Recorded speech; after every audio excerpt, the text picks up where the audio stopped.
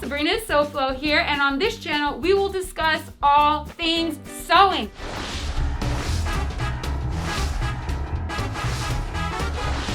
I'm gonna show y'all how to make straps, handles, zipper pulls. Let's get started. I'm going to cut myself a 2-inch strip. Now I have one very, very long piece of fabric. Depending on how wide you cut your strip of fabric is gonna make a difference on what your finished strap is gonna look like. So this one was cut at about 1.5 inches, and then this one here, which is like you guys saw me do on the board, was cut at about 2 inches wide.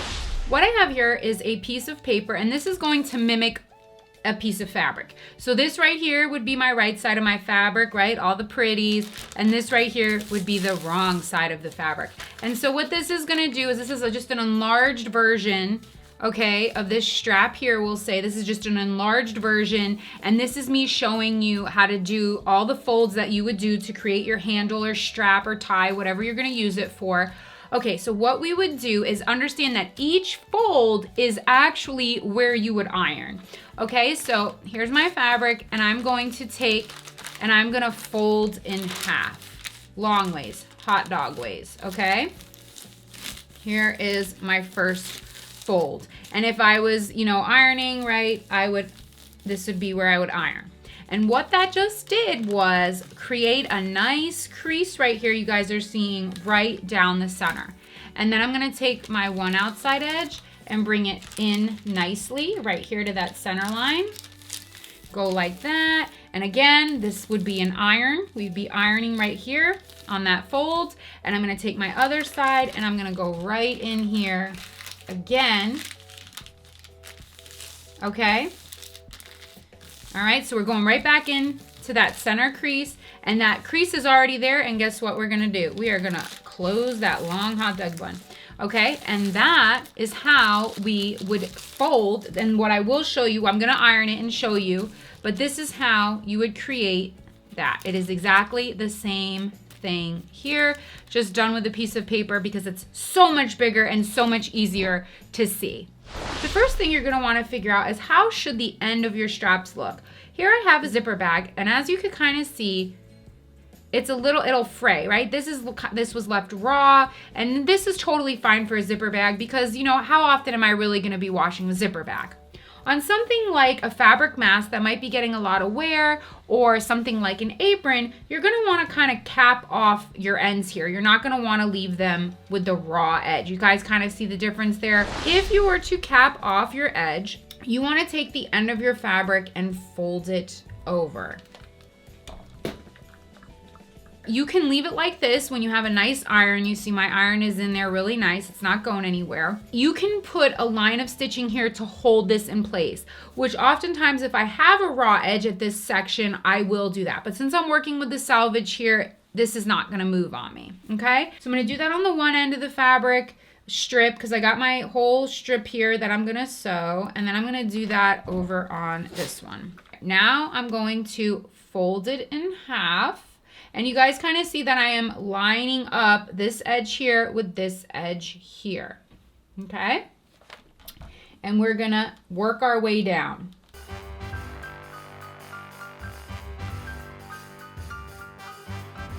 See, what I just did there is that created a crease. So that gave me a crease. That's my marker, if you will. I'm going to take this raw edge here. So I have my little hot dog. I'm gonna open up my hot dog. Then I'm gonna take my raw edge and bring it in to that center crease. And I'm gonna iron it down. So here we are, I'm approaching the end. You see we've got that folded over, and just treat it just like that. Just like that. And we gotta give it a little steam because we gotta say, stay in your place, right there. You see that? Sitting still. Now, we are going to fold this in half again, okay? And again, we're lining it up. It's kind of looking like two little doors here, right? Like two little doors. And I'm just gonna work my way all the way down. The next thing we are going to do is we're gonna fold right back on that original crease. You don't want to overfold. You don't want to try to overfold it. Your goal is you want this nice little curve and this little nice curve to line up as nicely as possible. So I'm just kind of tucking my fingers. I got my fingers down here and I'm just kind of working it. So we're gonna run a line of stitching on this side, right? Because we're closing the doors now. Here is how we're gonna do it. We're gonna finish off with some nice sewing here, people. All right, so I'm gonna go to the end, and I'm not really using any kind of seam allowance over here. I'm utilizing my feed dogs here because I'm just gonna kind of lock this in. So I'm gonna put my needle in my fabric, and I'm going to put my presser foot down, and I'm gonna go forward a few stitches and back. And we just don't want that to open up. Okay, and now I'm going to do a pivot. And if you guys kind of check out, I'm gonna kind of be working in that section right there. That's where I wanna go. So if you want to sew it slow, you can, and if you want to sew it fast, you can. And again, notice we are sewing closed the side that was open, the open side. That's the side you want to go for. And I'm starting to come to the end, and so at the end, I'm going to go back and forth a few times to kind of lock that in and give it extra support. So remember, we originally tucked in that tab, and so we don't want that tab to kind of unfold. I wanted to show you guys this really cool thing. So let's say you're making something like, I don't know, a mask, okay? And you're like, oh, I need all these straps. Guess what I just did? I took this long strap that I got here, and I folded it in half, and I cut. And now I have 2 straps. So I did not have to make this 4 different times. I didn't have to go strap, strap, strap, strap.